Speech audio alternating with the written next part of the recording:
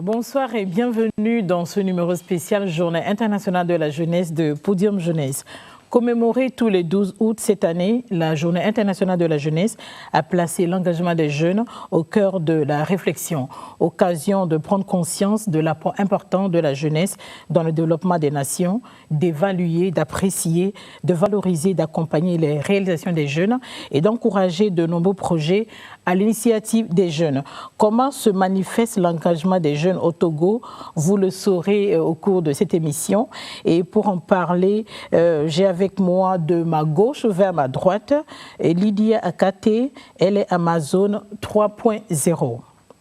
Ensuite, nous avons Kevin Ossa, il est le directeur exécutif de GED, entendez Organisation des jeunes engagés pour le développement durable. Après, nous avons M. Rodolphe Sanvi, il est le secrétaire général de Speed International. Après, nous avons Emmanuel Assogbavi, il est le chargé de l'information jeunesse à la Maison des jeunes de Lomé à Madahome. À ma droite, nous avons M. Jean Djangenan, il est chef section à la direction de la jeunesse et de l'emploi des jeunes. À sa suite, nous avons M. Darwin Yaovi, il est le chargé des relations publiques à Nounia Lab. À la suite de Darwin, nous avons M. Pierre Ossobet. J'ai bien prononcé. M. Pierre Ossobet, il est le président de FRAGED, entendez Fraternité des jeunes pour le développement au Togo. Et enfin, nous avons Shakira Touré Zato. Elle est la promotrice de l'association Coro Femmes Debout. Messieurs et dames, bonsoir et bienvenue à Podium Jeunesse. Bonsoir, madame. Vous le savez, tout comme moi, je l'ai dit tantôt, l'engagement de la jeunesse est au cœur de la réflexion au cours de la célébration de la Journée internationale de la jeunesse de cette année. Et dites-moi, qu'entend-on par engagement des jeunes, Lydia? Merci. Déjà, on parle d'engagement quand il y a une situation ou un problème qui est détecté et qu'on veut apporter une solution. Donc l'engagement des jeunes, c'est toutes les actions que les jeunes mènent ou entreprennent afin d'apporter leur contribution à la résolution d'un problème. Voilà un peu. Merci beaucoup. Et qu'est-ce que Darwin pense de la question? Merci Madame Pélagie. Alors l'engagement, c'est tout d'abord une valeur, c'est une vocation. C'est le fait pour une personne de se décider à pouvoir apporter à un moment donné une solution spécifique à un problème qu'il rencontre. Monsieur Djangenan, vous avez l'habitude de travailler avec les jeunes. Quand on parle de leur engagement, qu'est-ce que cela sous-entend?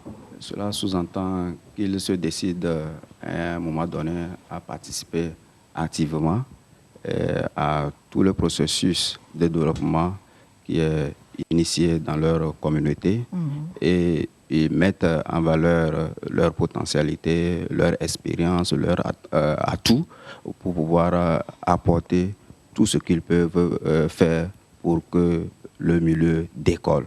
Et vous n'êtes pas sans savoir que pour que cela puisse arriver, il y a cette prise de décision interne qui peut être individuelle, mais également collectivement pour mobiliser leurs pairs vers l'action. Merci beaucoup. Je sais que ce n'est pas pour rien qu'on vous a sélectionné dans vos différentes organisations. Vous avez des projets sur lesquels vous aviez travaillé, des projets sur lesquels vous travaillez actuellement et vous travaillerez sur d'autres projets. Donc, tour à tour, je voudrais que vous me parliez de vos activités spécifiques, des projets phares que vous avez eu à exécuter, comme je l'ai dit. On commence avec Lydia. Merci. Il faut dire que Amazon 3.0 est un programme initié par des jeunes dans le but de lever une armée de jeunes filles dans le monde du numérique. Et donc, moi, j'ai fait partie de la première promotion et juste après, nous avons lancé le Ciné-Tour des Amazones. Ce sont des soirées cinéma et nous invitons surtout les jeunes filles. Nous partageons des films sur des thématiques spécifiques allant dans le sens de la jeune fille pour les motiver. Et à part ça, nous sommes dans la sensibilisation, surtout en ces temps de crise par rapport à la Covid-19. Nous avons fait des vidéos que nous avons publiées sur les réseaux sociaux par rapport à comment maximiser son temps afin d'être productif en ces temps de semi-confinement, si je peux l'appeler ainsi. À l'issue de notre formation, nous avons aussi eu des projets. Nous avons un projet spécialement qui est dénommé MEX. Earth and Children Smile, faire en sorte que la terre et les enfants puissent sourire. Donc nous recyclons des choses et puis nous allons visiter des orphelins et nous partageons avec eux pour qu'ils aient du sourire. Donc très prochainement, nous sommes en train de travailler à ce qu'une autre promotion soit lancée pour que d'autres jeunes filles aussi puissent émerger comme nous. Et il y a aussi d'autres surprises qui vont arriver. Merci. Que tu ne veux pas dévoiler ici. Non. Est-ce que tu peux nous dire le changement ou l'impact que cette formation ou ce projet a eu sur toi-même? Merci. D'abord, je ne serais pas ici si ce projet n'avait pas été lancé. Et personnellement, j'ai acquis beaucoup de choses. Je ne pensais pas qu'une fille, par exemple, pouvait émerger dans le numérique. Et j'ai personnellement fait ces vidéos-là de sensibilisation que UNICEF Afrique a relayées. Et j'ai vu l'impact que ça a eu sur plusieurs jeunes. J'ai vu leurs commentaires, comment les jeunes se sont décidés à maximiser leur temps malgré qu'ils sont à la maison. Donc, le programme Amazon 3.0 m'a fait sortir de ma zone de confort, m'a fait comprendre que j'ai du potentiel pour aider en fait mes consoeurs. Et aujourd'hui, j'ai été formée en graphisme. Donc, quand nos visuels sur le Ciné-Tour passent sur les réseaux sociaux, quelque part, je suis derrière et je travaille aussi. Donc, j'ai beaucoup acquis. Je vois. Merci. Merci beaucoup. Monsieur, permettez qu'on fasse honneur aux dames. On donne la parole à Madame Shakiratou. Merci beaucoup, Madame Pélagie. Merci. Mon projet, c'est Koro. Koro, c'est dans ma langue thème qui veut dire femme et lève-toi. Ok. D'où le concept, s'il vous plaît, Koro Femmes debout. C'est un groupement de femmes qui vise à participer à l'épanouissement économique des jeunes filles, des filles mères et des femmes en général. Notre projet phare, c'est d'amener ces femmes à avoir une meilleure estime d'elles-mêmes. C'est à ça, comment on appelle, toutes mes excuses. Non, allez-y, prenez votre temps. Notre projet phare, c'est d'amener ces femmes à avoir une meilleure estime d'elles-mêmes, à savoir contribuer et à bénéficier des ressources, des revenus à travers leur capacité de pouvoir acquérir des connaissances dans des formations, par exemple des formations génératrices de revenus, des formations en marketing, des développements personnels, etc. Est-ce que c'est avec des femmes rurales que vous travaillez ou avec des femmes de la ville aussi? Nous travaillons plus avec les femmes dans les zones reculées, rurales, si je peux bien le dire. Merci beaucoup. Je me tourne vers Kevin. Kevin, toi, tu t'es intéressé à l'entrepreneuriat vert. Oui. Merci déjà pour l'opportunité. Merci à tous d'être là. Merci à chers collègues femmes. C'est dommage que vous avez formé la pierre angulaire. C'est un pur hasard. Je t'assure que c'est un pur hasard. C'est intéressant. Dommage, on aurait eu plus de meufs et ça me fera plaisir. Moi, à la base, je suis activiste climat. Donc, mon rôle était beaucoup plus de parler de faire comprendre à la jeunesse l'enjeu lié à l'environnement et tout ce qui est changement climatique et de faire en sorte que la voix des jeunes qui subissent les conséquences ou les effets des changements climatiques soit plus entendue au plus haut niveau. Et donc, je suis parti de là en 2014. Déjà en 2015, il y avait la COP21 qui s'organisait. Donc, on avait fait beaucoup de mobilisations, beaucoup de conférences, beaucoup d'événements, donc des enquêtes aussi. Et ça avait marché un tout petit peu, mais voilà, on ne nous connaissait pas, donc on venait de nulle part. En ce moment, il y avait beaucoup d'obstacles qu'il fallait franchir. À partir de là, on a tenté d'y être à la COP21, ça n'a pas marché. L'année qui a suivi, ça n'a pas marché. Jusque-là, ça n'a jamais marché. Donc c'est pour dire qu'il y a des échecs. J'en passe. En 2017, on a organisé à l'approche de la COP23 une conférence qui avait vraiment marqué avec... il y avait le SCAC qui était vraiment intéressé par l'approche de la mobilisation. Plus de 600 jeunes qui ont participé à l'événement, donc c'était waouh. Mais bon, on n'a pas de moyens de notre politique, donc c'est resté à l'étape d'événements sans action concrète. Bon, tout ça, on a appris de là. Et en 2017, précisément en juin, moi j'étais sorti un peu du lot parce que je me sentais que je voulais beaucoup faire plus, mais j'étais limité parce qu'on avait une coalition, il fallait des règles, il fallait des protocoles, ce que je n'aime pas de ma nature. Donc on a lancé une organisation qui s'appelle toujours OGED. Et OGED, en définition, c'est Organisation des jeunes engagés pour le développement durable. Et cette organisation-là, aujourd'hui, elle est à vocation internationale, donc présente dans plus de 16 pays, en Afrique de l'Ouest, au Congo, et puis en Inde, et aux USA, en France, en Allemagne, en Suisse, et voilà, j'en passe. Aujourd'hui, on a une communauté de plus de 600 jeunes qui sont très actifs, notamment en ligne. Mais en gros, l'OGED, c'est une communauté qui vise à faire entendre, à faire comprendre à la jeunesse l'enjeu lié à l'environnement et au développement durable, de ce fait en les mobilisant, en les renforçant les capacités et en les donnant les outils et en les boostant à agir pour apporter des solutions concrètes aux problèmes, aux défis liés à l'environnement et au développement de nos communautés. Donc, en gros, c'est pouvoir avoir de l'impact positif dans les communautés et surtout au niveau à la base, donc au niveau rural. Et de 2017 jusque-là, franchement, je vous en épargne des débats qu'on a eus, mais on a eu quelques rôles. Mais je crois que vos efforts ont commencé à être récompensés. Oui, j'en viens. Puisque ça va juste mettre. Je te suis sur les réseaux sociaux. Évidemment. Donc, nous, on s'est dit une chose, c'est les réseaux sociaux, c'est notre force en fait. C'est tout ce qu'on a de gratuit. Une fois qu'on met les données, ça passe, quoi. Donc, on peut atteindre plus de monde. On est parti de rien avec une page Facebook qui était à moins de 100 likes. Aujourd'hui, on est à plus de 2000 likes. Donc, ça veut dire que les gens nous suivent. Pas qu'au Togo, mais partout dans le monde. Mais quel est le projet pour lequel vous avez été appuyé récemment? D'accord. Donc, pour faire bref, le projet, en fait, c'est un projet de renforcement de capacité des jeunes sur l'agroécologie, donc l'agriculture durable en gros. Et pourquoi ce projet? Parce qu'à la base, c'est vrai, on en parle climat, mais on a le secteur agricole qui contribue à plus de 58% à la ressource économique de notre pays. Alors que l'enjeu primordial de la jeunesse aujourd'hui, c'est de pouvoir s'autonomiser, c'est de pouvoir avoir des revenus et impacter. Et du coup, on ne peut pas parler de climat sans pour autant approprier le contexte à la réalité de chez nous.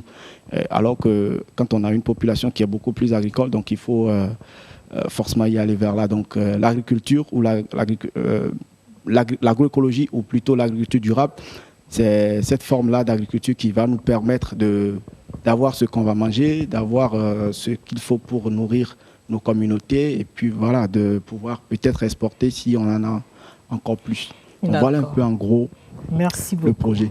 Monsieur Ossobey, quelles sont les activités spécifiques de FRAGED? Merci beaucoup, madame. Le projet phare en somme. Merci beaucoup pour l'opportunité. Je vous en prie. FRAGED Togo est une initiative des jeunes, conseil de jeunesse, issu de l'Institut national de la jeunesse et des sports. Donc, nous sommes sortis en 2009 et nous nous sommes dit, nous allons créer une association pour pouvoir apporter notre pierre à l'édifice, surtout dans l'éducation.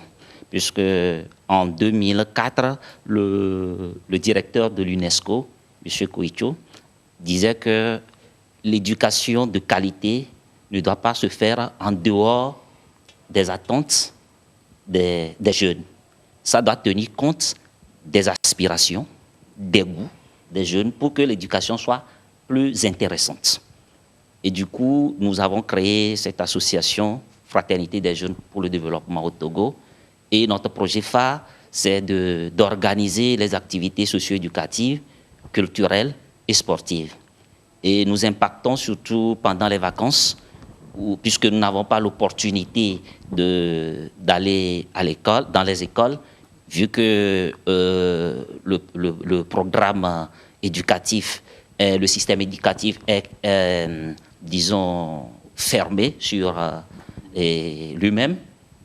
Donc nous nous sommes dit que pendant les vacances, nous allons regrouper les jeunes pour leur parler des valeurs citoyennes, leur montrer qu'il faut toujours lier l'école avec les activités utiles, histoire de ne pas sortir de l'école avec des têtes bien pleines et mal faites. Okay. Donc, c'est pour ça, depuis 6 ans, nous avons sillonné au moins 6 villes du Togo, où nous avons regroupé près de 200 à 300 jeunes pour les activités socio-éducatives et que nous avons dénommé camp de vacances citoyennes.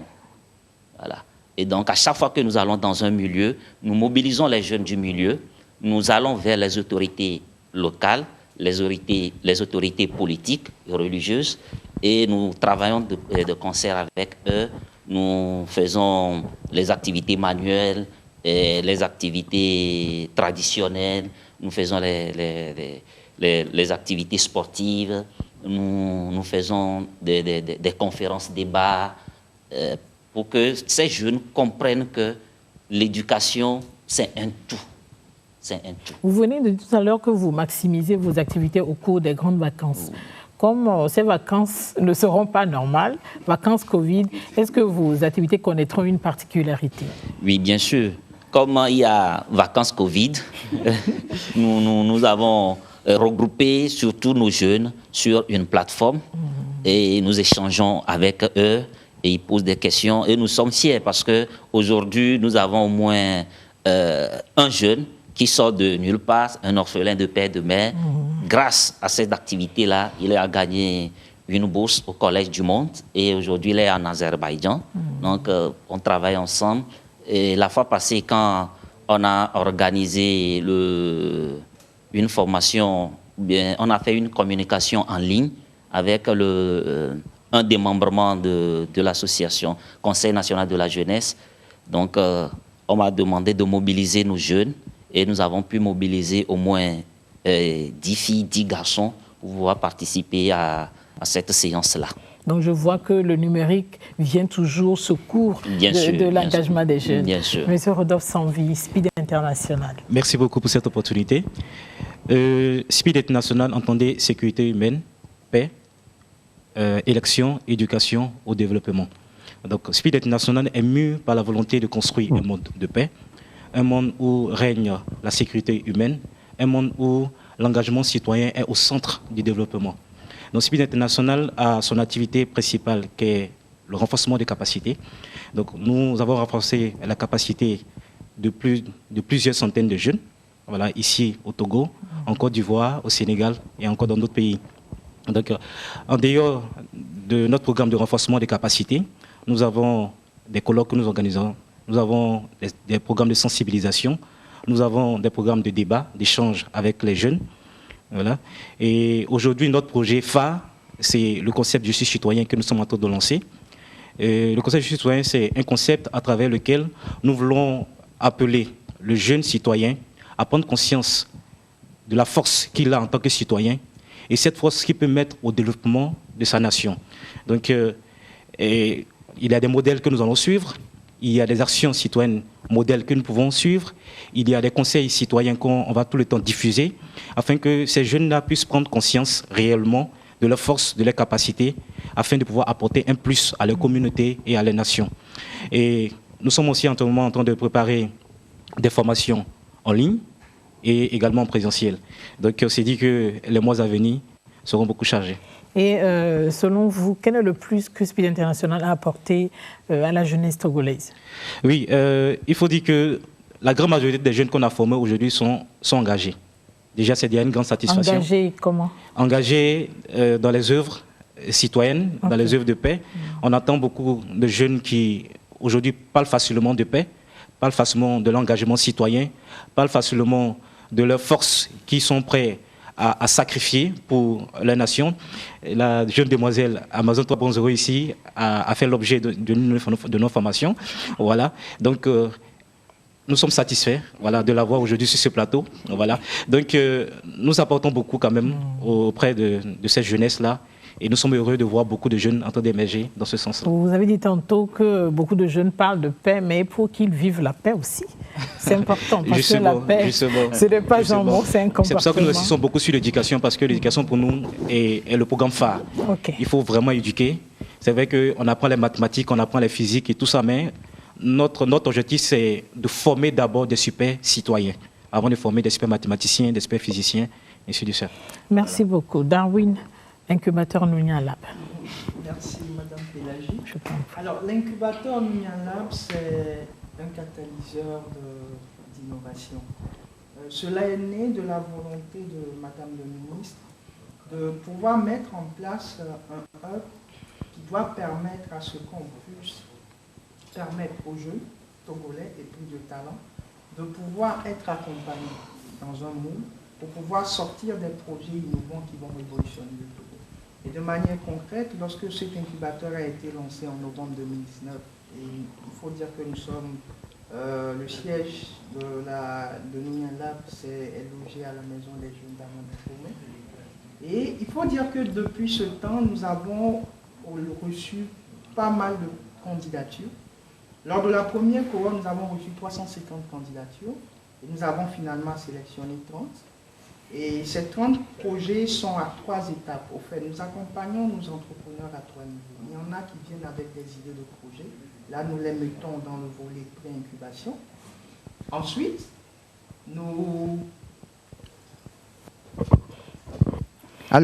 nous avons le niveau incubation, c'est-à-dire là où les projets sont déjà en phase de prototypage, il faut les accompagner. Et enfin, nous avons ceux-là qui ont des projets qui commencent déjà à faire du chiffre, mais qui ont besoin de revenus supplémentaires. Et il faut dire que déjà, nous avons 6 projets qui sont en accélération et nous sommes en discussion avec les institutions financières. Et il faut dire que le Nounia Lab s'est illustré récemment lors même de la période Covid-19, avec plusieurs jeunes qui ont innové. Nounia Lab a à son tableau le respirateur artificiel Made in Togo, qui a été fait par un jeune Togolais. Nous avons fait des visières qui doivent permettre à des médecins qui sont sur le front de pouvoir traiter les maladies Covid, mais également toutes les initiatives relatives à la production de masques. Aujourd'hui, Nounia Lab est arrivé à accompagner de manière concrète ces projets et avec du PNU, du FAEJ et des autres partenaires, nous sommes en train de vouloir remporter ce challenge, cette ambition qui est de faire du Togo un hub entrepreneurial. Est-ce que ça serait exagéré de dire que Nounia Lab a créé une émulation en matière d'innovation au sein de la jeunesse togolaise? Non, pas du tout. Nounia Lab, comme je l'ai dit, c'est un catalyseur. En réalité, nous avons des jeunes pétri de talent. Je vous avoue, la dernière fois, Nounia Lab a lancé un hackathon que nous avons clôturé. Nous avons vu pas mal de projets qui, aujourd'hui, font l'objet de convoitises de certains investisseurs. Cela voudrait dire qu'il y a beaucoup de jeunes Togolais qui ont de la matière et nous, on est là juste pour les canaliser, pour pouvoir leur permettre d'aller loin. C'est ça notre vocation. Merci. Pour clore le débat, je donne la parole à Emmanuel. Alors, merci beaucoup, Tata Pélagie. Alors, mon projet s'intitule Information Jeunesse, qui s'inspire de l'expérience vécue en France au Centre régional d'information jeunesse de Toulouse et grâce à l'Agence nationale de volontariat Togo et France Volontaire. En fait, en France, il y a dans chaque ville une structure qui donne les informations utiles aux jeunes. Je veux avoir de job, je veux avoir de logement, je veux voyager, je veux m'engager, je veux faire des démarches administratives. Tout ce qui concerne l'information de jeunes, il y a un centre qui permet aux jeunes d'avoir ces informations-là. Donc j'ai fait 6 mois là-bas. Après, je me suis dit, il n'y a pas forcément ce genre de structure-là dans mon pays. Et vous savez, lorsque vous partez sur le coupole de l'Agence nationale de volontariat, c'est clair que c'est l'argent du contribuable togolais. Comment faire pour que cette mission-là puisse profiter au maximum aux frères et sœurs jeunes togolais? Nous sommes rentrés en discussion, échange avec la Maison des Jeunes. Je salue d'ailleurs les premiers responsables et qui ont accepté d'accueillir le projet. Maintenant, le challenge, c'est de mettre en place un centre d'information jeunesse à la Maison des Jeunes qui permettent aux jeunes. Si je veux faire mon passeport, quels sont les documents à donner? Ça prend combien de temps? Je veux faire ma carte d'identité. Je veux voyager pour des études à l'international. Je veux avoir de l'emploi. Je veux peut-être me faire incuber à Nounia Lab. Comment faire? En fait, toutes les informations utiles aux jeunes. Un centre vraiment qui permet de satisfaire ce besoin. Je veux créer une association. Où est-ce que je peux inscrire mon association? Exactement. Je veux venir à l'émission Podium Jeunesse. Comment faire? Je vois. Merci beaucoup. Tu as essayé, tu t'es rendu utile par rapport à l'expérience que tu as eue. Avant de revenir au plateau, je veux vous inviter à suivre ce téléma qui a été réalisé à l'occasion de la Journée internationale de la jeunesse, qui a sélectionné des jeunes Togolais qui ont fait émerger leur talent et qui ont marqué ces dernières années. On regarde JIJ 2020.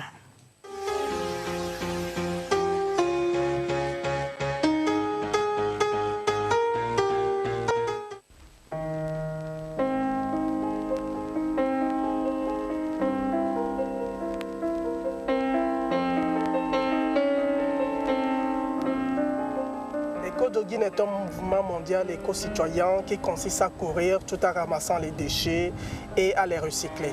Nous avons initié ce concept depuis 2017 parce que nous avons remarqué en fait qu'il y a beaucoup de déchets qui sont sur nos routes, qui traînent dans les rues, parce que les déchets plastiques par exemple, peuvent faire plus de 400 ans dans la nature avant de se dégrader. Le mouvement éco-jogging est présent aujourd'hui dans 10 pays à travers le monde. Et depuis que nous avons initié le mouvement au Togo, nous avons ramassé environ 5 tonnes de déchets plastiques que nous avons recyclés. Et aujourd'hui, le mouvement se poursuit malgré la crise du coronavirus. Nous avons lancé une campagne Beat Mask Pollution. La campagne consiste en fait à sensibiliser les gens sur les dangers des masques que nous retrouvons dans les rues. Alors moi, pendant 5 ans, j'ai fait le volontariat national et j'ai fait 1 an de volontariat international en France. Et pendant cette expérience, j'avoue que j'ai acquis beaucoup de compétences que je valorise aujourd'hui.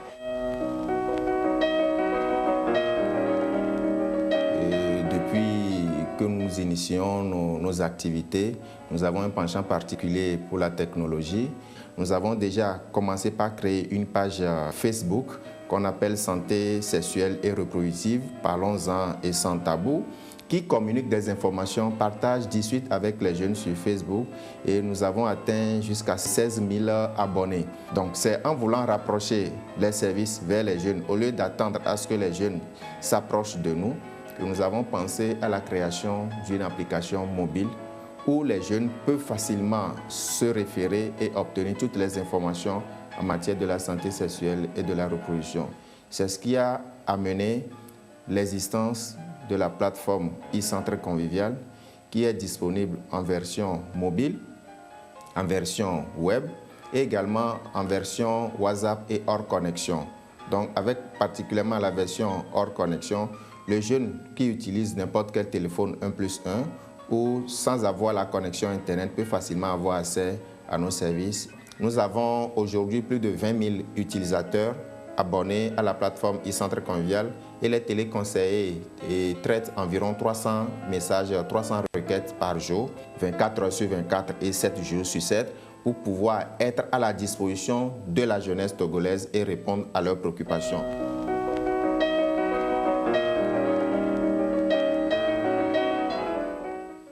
J'ai connu le YMCA en tant que volontaire national. J'ai été envoyé dans la structure pour assurer le rôle de chargé de communication. Le plus grand problème ou le défi, c'est que la jeunesse manque d'espace pour exprimer sa voix. Donc au niveau de YMCA, en tant qu'agent de changement, nous avons essayé de créer cet espace-là aux jeunes, pas seulement aux jeunes de YMCA, mais tous jeunes. L'essentiel pour nous, c'est la formation. Nous formons, nous sensibilisons les jeunes. Un jeune qui est formé, qui connaît ses droits et ses devoirs, il peut facilement les revendiquer. Je suis promotrice du projet Nicogov, comme vous le voyez. Avec l'avènement du Covid-19 au Togo, j'ai remarqué que les masques sont un peu difficiles à trouver. Et j'ai eu l'idée, pourquoi ne pas en faire en fait. Donc de là, j'ai essayé, avec une couturière, on a commencé. Nous avons été retenus pour fabriquer des masques de protection pour les populations vulnérables. Actuellement, avec les masques, on a produit plus de 20 000 masques. On a créé des emplois temporaires.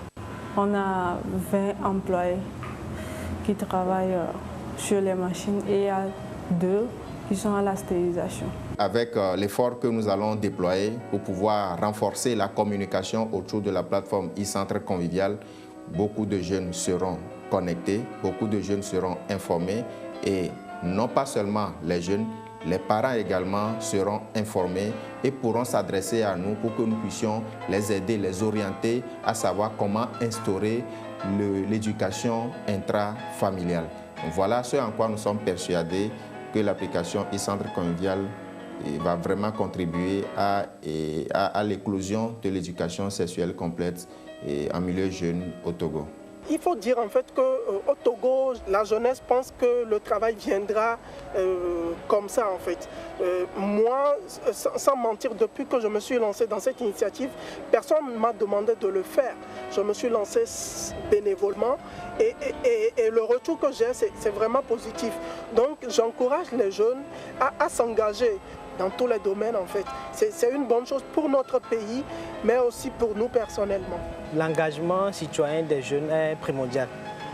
Parce que en dehors de nos formations de cursus scolaire que nous faisons et tout, la plupart de nos capacités, c'est à travers nos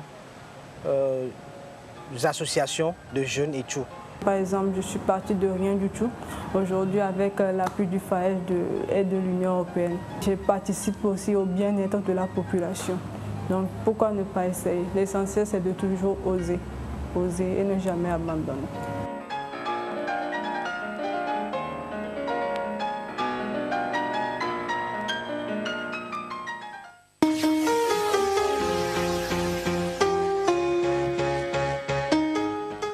Merci de nous retrouver dans ce numéro spécial Journée internationale de la jeunesse de Podium Jeunesse.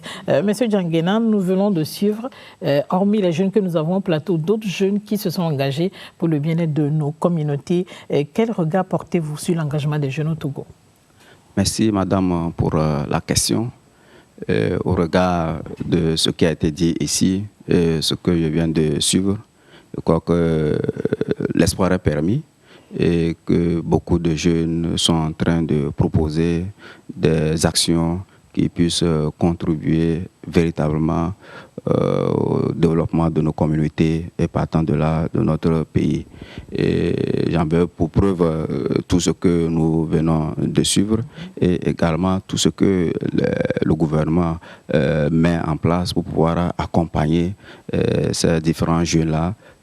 Le FAES qui est là, l'incubateur qui est là, également les maisons de jeunes pour leur donner l'opportunité de venir s'exprimer, de s'éclater et d'apprendre également.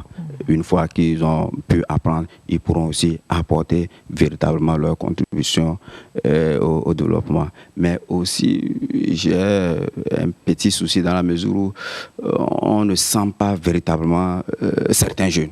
Il y a certains qui vraiment se donnent, mais d'autres sont vraiment à la traîne.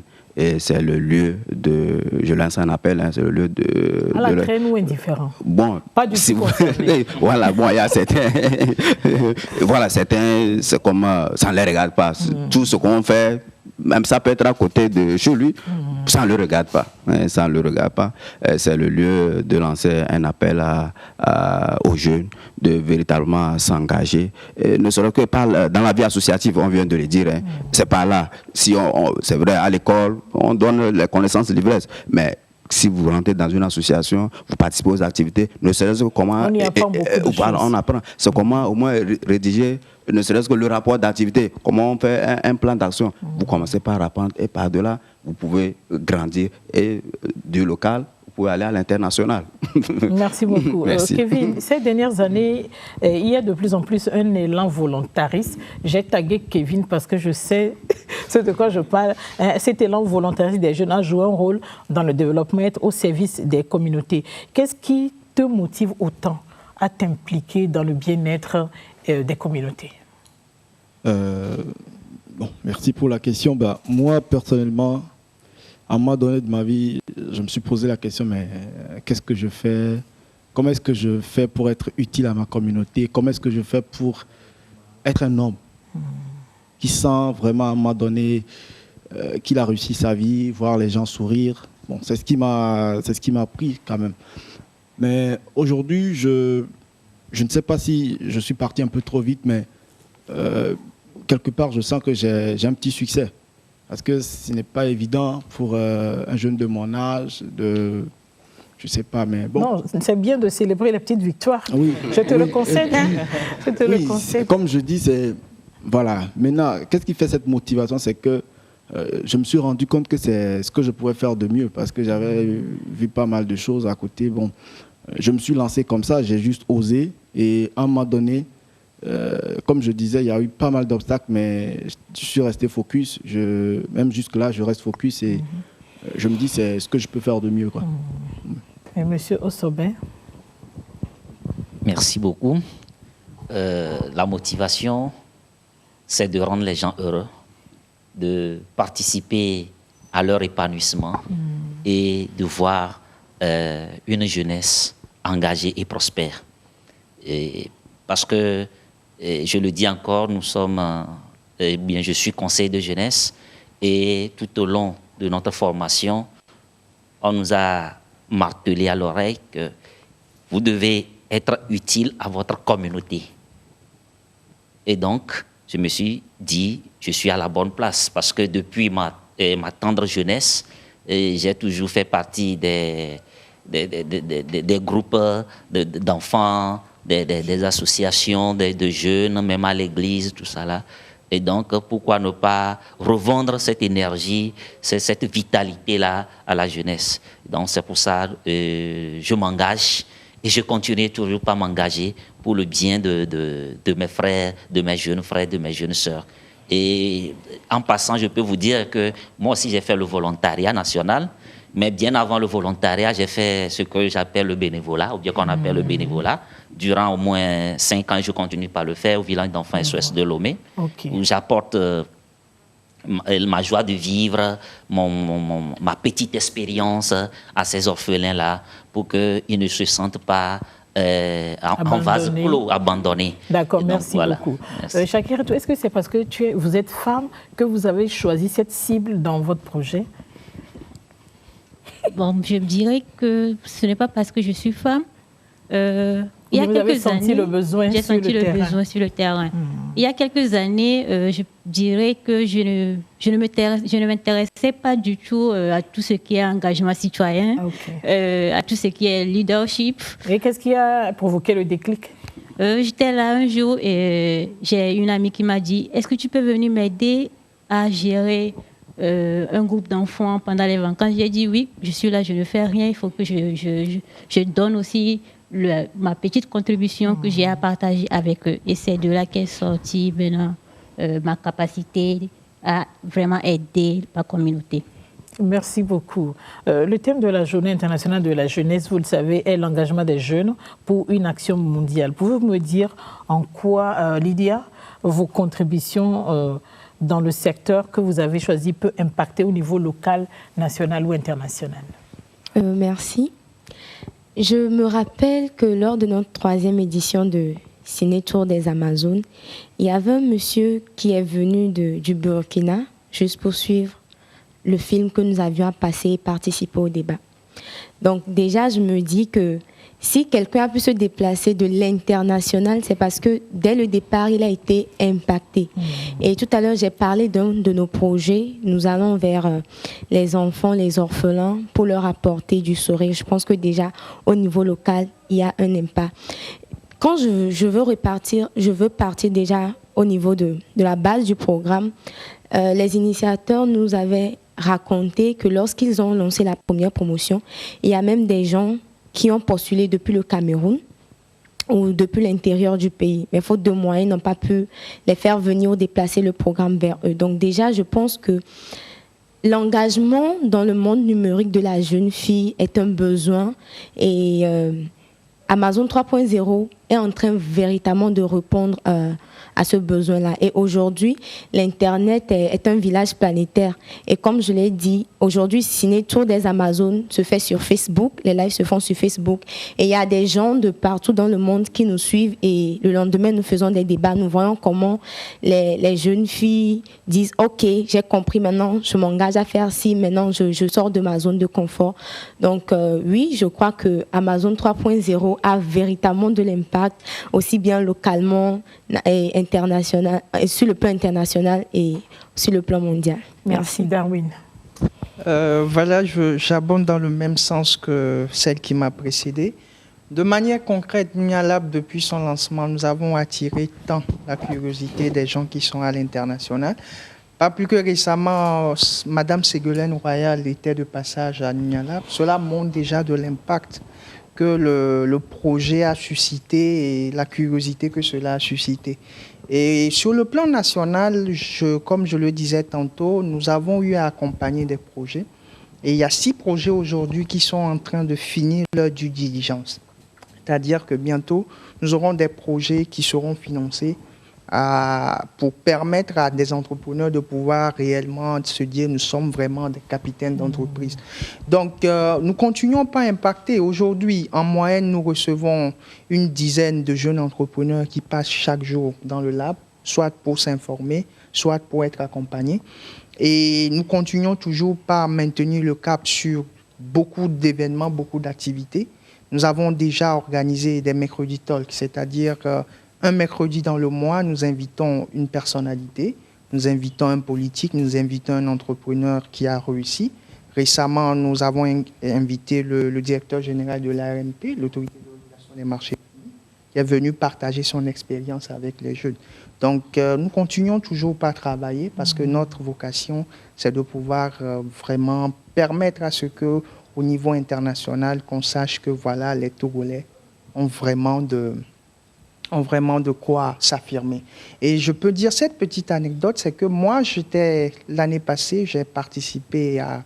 Moi-même, je suis volontaire, hein, c'est vrai, je n'ai pas fait l'Agence nationale de volontariat. Et ce qui est curieux dans ce que j'ai cru remarquer sur ce plateau, c'est que nous tous, nous avons un parcours de volontaire ou de bénévole. Je milite dans une association Juvented qui est pour l'éducation. Donc, c'est maintenant que je n'arrive plus à pouvoir, mais avant tout, j'allais dans les villages, je donnais des cours de français à des enfants qui n'avaient gratuitement, qui n'avaient pas la possibilité de s'inscrire au cours de vacances. Et quand j'étais dans un sommet, c'était le Social Inclusive Business Camp, qui est un programme de l'AFD. Les entrepreneurs Vous allez essayer sociaux. de résumer. Voilà. Alors, donc, le jour-là, il y a un Marocain, je lui ai parlé du Togo et il ne connaissait pas le Togo. Il était étonné. Le Togo, c'est quoi? Je lui ai dit, c'est un pays où on a le port le plus profond. Il dit, ah bon? Et là, ça m'a fait dire qu'il y a beaucoup de personnes qui ne connaissent pas assez le Togo. Donc, revenir ici. Des projets des jeunes. Voilà. Par le biais des projets des jeunes, je crois que ce Marocain va bientôt connaître le Togo. Merci beaucoup, Rodolphe. Nous parlons toujours de l'engagement des jeunes pour une action mondiale. À votre avis, comment les jeunes peuvent-ils jouer leur partition pour façonner le monde? Oui, ce que je peux dire, c'est qu'il y a 2 choses. D'abord, il y a l'éducation. Il faut que le jeune apprenne déjà à s'éduquer. C'est vrai qu'à l'école, on n'apprend pas beaucoup de choses, mais qu'il apprenne à aller vers l'information. D'accord? Et après l'information, il faut qu'il prenne conscience. Après la conscience, il faut qu'il s'engage. Donc qu'il passe à l'acte, mais que l'acte qu'il pose soit un acte responsable, un acte avec beaucoup de volonté. Voilà. Et donc je crois qu'avec ces 2 aspects-là, on peut le faire. L'engagement, d'abord, doit commencer dans notre environnement le plus immédiat. Je pourrais dire même depuis notre chambre. Voilà. Parce que si nous apprenons déjà à rendre nos chambres propres, nous allons apprendre à rendre la devanture de nos chambres propres. Donc c'est notre cour qui est propre. Nous allons apprendre encore à rendre devant notre cour propre et ainsi de suite. Donc s'il y a plusieurs jeunes qui le font, c'est tout un quartier qui se retrouve propre, c'est toutes nos communautés qui vont se retrouver propres et ça va impacter le plan national et au fur et à mesure nous allons. Donc il faut commencer depuis notre environnement le plus immédiat. Merci beaucoup. On le dit sur tous les réseaux sociaux, la jeunesse est en fait durant tout ce mois d'août et justement l'occasion de la célébration de la Journée internationale de la jeunesse. Dites-moi, quelles sont vos attentes vis-à-vis des autorités pour des actions durables au bénéfice de la population togolaise dans toutes les contrées? Lydia. Merci. 32 secondes. D'accord. Moi, j'aimerais bien que nos autorités puissent cibler des projets comme les nôtres et comme d'autres et les financer. Comme je l'ai dit tout à l'heure, lors de la première promotion, il y a des Amazones, des jeunes filles qui ont postulé du Cameroun et de l'intérieur du pays. Si nous avions eu un peu plus de financement, peut-être que le programme aurait pu se déplacer vers eux ou ils se seraient déplacés vers nous. Et ça aurait eu de l'impact dans la mesure où ils auraient rendu ce qu'ils ont reçu. Donc, en 2 secondes, c'est ce que je peux demander à nos autorités. Appui. Merci. Emmanuel. Alors, moi, ce que je vais dire tout de suite, c'est de féliciter d'abord ce qui est fait et de rappeler que en Afrique ou au Togo, nous n'avons pas de richesse plus valorisante que la jeunesse. C'est la plus grande richesse que nous avons dans ce pays. Il faut en prendre soin, c'est la voie du salut. Rodolphe. Oui, moi je veux dire qu'il faut, il faut que le jeune soit le partenaire privilégié, voilà, de nos autorités.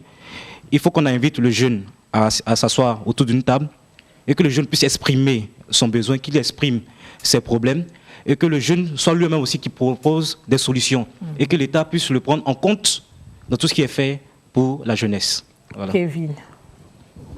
Alors pour moi c'est en 2 choses. Tout d'abord c'est féliciter également, comme Rodolphe le disait, les actions qui sont déjà menées et puis dire au gouvernement d'impliquer plus les jeunes au milieu de prise de décision. Il ne faut pas que les jeunes soient là comme ça et puis les choses tombent sur la tête. Et puis après, encourager de façon concrète les initiatives de jeunes, surtout qui sont déjà engagés. Pas des jeunes, parce qu'il y a un fonds au niveau du FAEJ, on prend des gens qui n'ont jamais de Shakira, tout Merci. Moi, je dirais que, comme l'a dit Lydia, il faut que, comment appelle-t-on, le gouvernement, les autorités puissent financer nos projets pour que les jeunes puissent aussi intégrer si facilement. Ça, c'est le plus important. Merci beaucoup. Je crois que le problème, les anglophones disent le main problème, le problème principal, c'est le problème de financement. Vous ne direz pas autre chose. Nous allons tout doucement vers la fin de l'émission. Je vous avais averti. Monsieur Djanguenan, votre mot de fin.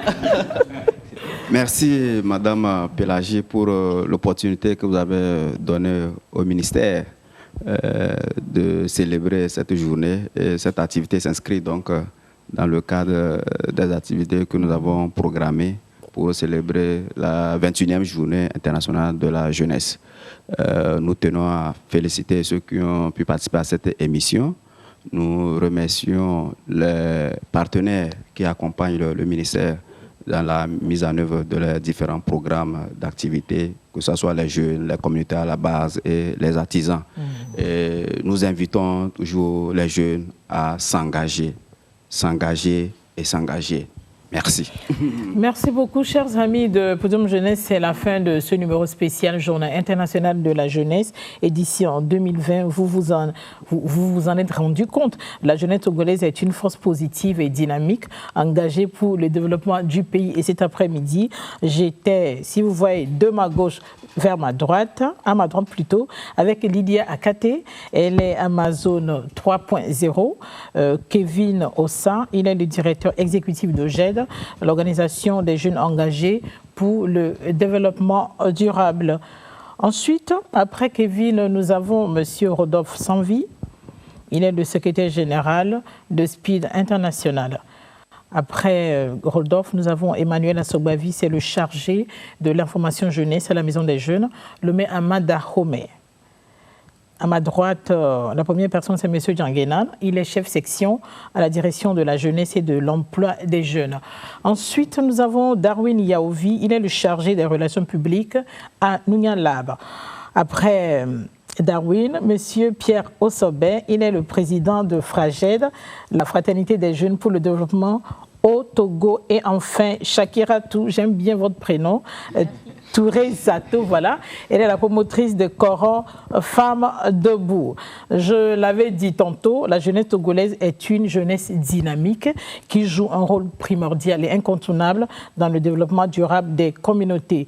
Comme l'a dit M. Djanguenan, nous invitons donc les jeunes à s'engager davantage dans la promotion des valeurs citoyennes et constructives en tant qu'acteurs incontournables de développement au sein des communautés et à renforcer leur engagement et leur actions contre la Covid-19. Je vous remercie de nous avoir suivis. Je remercie la maison de mode Emerald qui m'a habillée cet après-midi. Je vous retrouve samedi. Au revoir.